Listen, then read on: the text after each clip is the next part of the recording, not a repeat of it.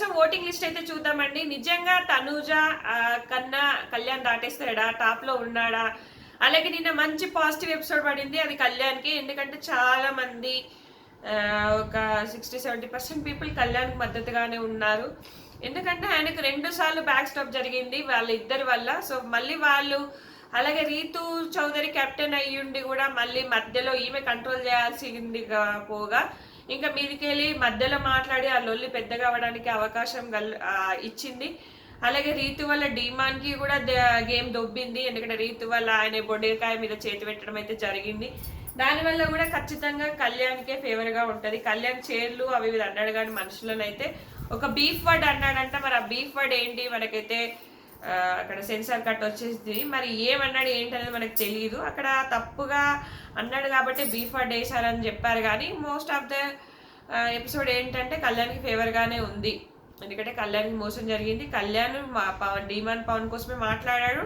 నువ్వెందుకు back stop నువ్వెందుకు give up ఇచ్చేస్తున్నావు గేమ్ని అన్న వేలో మాట్లాడాడు తప్ప అక్కడ డీమాన్ గురించే మాట్లాడాడు తప్ప తనకు ఏదో ఇదైంది అన్నట్టుగా ఏం చెప్పలేదు. సో 100% అక్కడ కళ్యాణ్కే ఫేవర్గా ఉంటుంది చాలా వరకు అనిపించింది. డీమాన్ అనవసరంగా ఇరుక్కుంటున్నాడు. ఆ రోజు అంతే ఆ రీతు చౌదరితో లొల్లి వల్ల చేతేసిండు, దొబ్బింది. ఈ రోజు కూడా ఆయన ఇన్వాల్వ్మెంట్ లేకున్నా ఆయనది ఏం లేకున్నా కూడా ఈ రోజు కూడా కష్టాలలో పడుతున్నాడు. పాపం అనిపిస్తుంది డీమాన్ని. అంత రీతు వల్లే, అప్పుడు రీతు వల్లే ఇప్పుడు రీతు వల్లే. నేను 100% చెప్తా. ఆయన దూరంగా ఉన్నా కూడా ఉండనివ్వకుండా సాధిస్తుంది ఈమె దూరంగా ఉన్నప్పుడు ఈయన సాగదిస్తాడు. ఆ వైల్డ్ కార్డ్స్ వచ్చినాక కొంచెం దూరంగా ఉందామని ట్రై చేసినప్పుడు కూడా ఈమె గెలికి మరి నువ్వు నాతో మాట్లాడవు, నా మీద ట్రస్ట్ లేదు, నాది ఇది అని అప్పుడు రచ్చ చేసింది. అప్పుడు కూడా 100% నాకు రీతి నచ్చలేదబ్బా. నిన్న టాప్లో తనుజ ఉంది. తనుజ కన్నా కొంచెమే చాలా తక్కువ డిఫరెన్స్ ఓటింగ్ ఉంది. సో కళ్యాణ్ సెకండ్ ప్లేస్లో ఉన్నాడు. కానీ దాటచ్చేమో అనిపిస్తుంది. ఏం జరుగుతుందో. నిన్న తనుజకి ఫేవర్గా ఎపిసోడ్ వచ్చేది.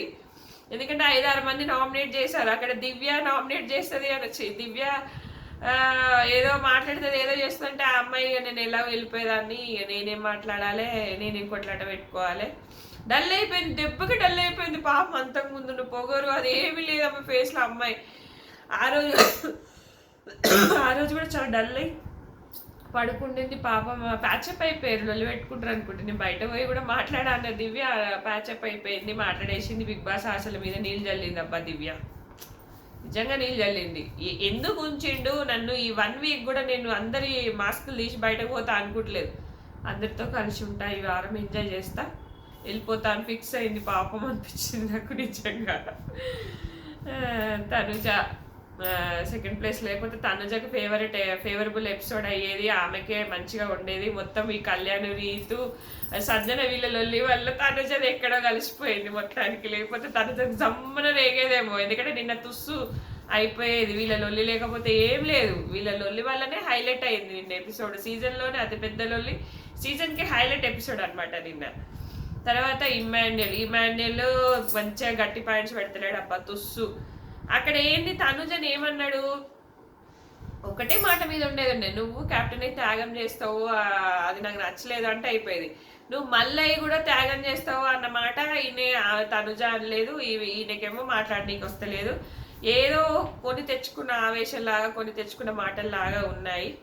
ఇక్కడ అట్టర్ ఫ్లాప్ అయిపోయాడు ఇమాన్యుయల్. 3వ ప్లేస్లో కొనసాగుతున్నాడు సేఫ్ గేమ్ వల్ల. ముందు నుంచే ఈ 5 ఉంటే బాగుండేది, ముందు నుంచే నామినేషన్లోకి వచ్చి ఉంటే బాగుండేది. అన్నీ తెలిసి కూడా నామినేషన్లోకి రాకుండా సేఫ్ గేమ్ ఆడుతూ వెళ్ళిపోయాడు. అనవసరంగా దొబ్బింది. విన్నర్ అయ్యేటోడు 3rd ప్లేస్లో ఉన్నాడు. ఇక డీమాన్ 4th ప్లేస్. రీతి లేదు కాబట్టి రీతు ఓటింగ్ పడుతుంది డీమాన్కు రీతు వల్లనే ఈ గండాలు తప్పేట్లు. రీతు లేకపోతే ఆయన గేమ్ ఇంకా వేరే లెవెల్లో ఉండేదేమో అనిపిస్తుంది. పాపం డీమాన్ అనిపిస్తుంది.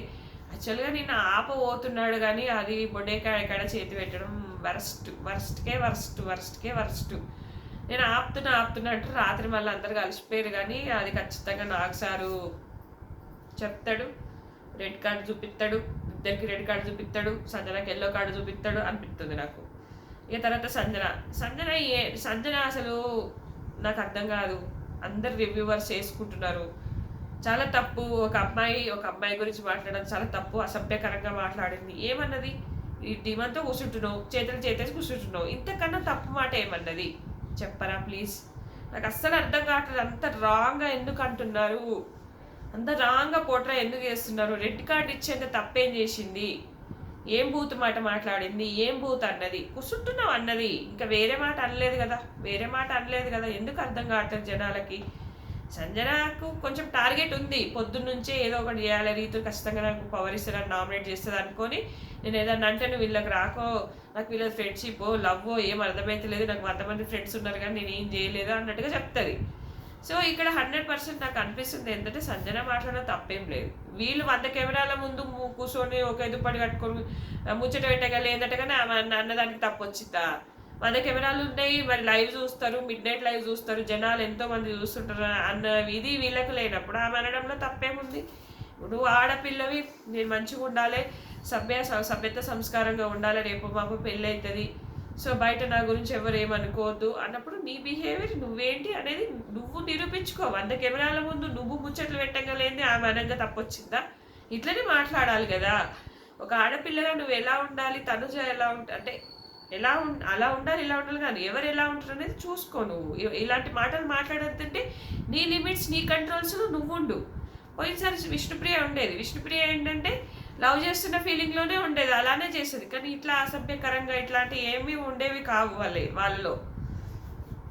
వీళ్ళు కూడా అంత అసభ్యకరంగా చేసి అనట్లేదు, కూర్చొని ముచ్చట్లు పెడతారు రాత్రులు, పక్క పంట ఆమె పెట్టుంటుంది, ఆమెకు నచ్చట్లేదు, అదే చెప్పింది. తప్పు మాట అయితే అనలేదు కదా, తప్పుగా ఏం అనలేదు కదా, అర్థమైందా మీకు?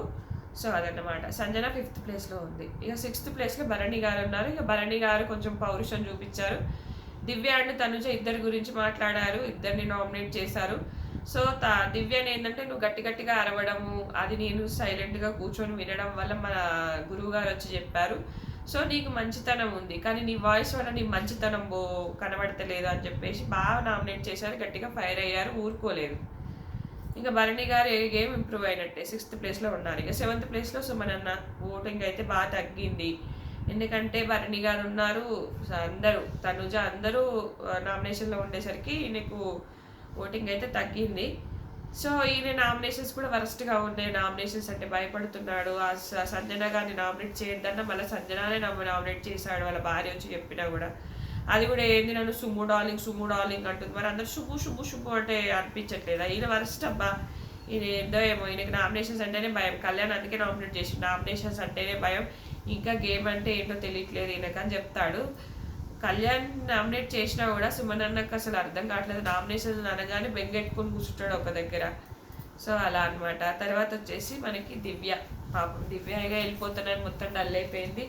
ఇక వెళ్ళిపోతా ఏమాడా ఇక తాతతో రేపు పెట్టుకోవాలి, ఉన్న రోజులు మంచిగా ఉంటా, నచ్చిన ఫుడ్ తింటా, వెళ్ళిపోతా అని ఫిక్స్ అయిపోయింది. పాపం అనిపించింది. నిన్నైతే కళ్యాణ్ని అందరిని ఆగబట్టింది అబ్బా. అక్కడైతే మాత్రం ఏదో ఫైర్ చూపిస్తుంది అంటే తుస్సు అయిపోయా. ఇది ఫ్రెండ్స్, ఈ వీడియో నచ్చితే కాస్త లైక్ చేయండి, షేర్ చేయండి, సబ్స్క్రైబ్ చేయకపోతే సబ్స్క్రైబ్ చేయండి. ఇన్స్టా లింక్ ఉంటుంది, ఫాలో అవ్వండి. డైలీ 4-5 వీడియోస్ వస్తాయి ఇన్స్టాలో, రీల్స్ అలాగే స్టోరీస్ కూడా పెడుతూనే ఉంటాను, ఖచ్చితంగా ఫాలో అవ్వండి. Thanks for watching.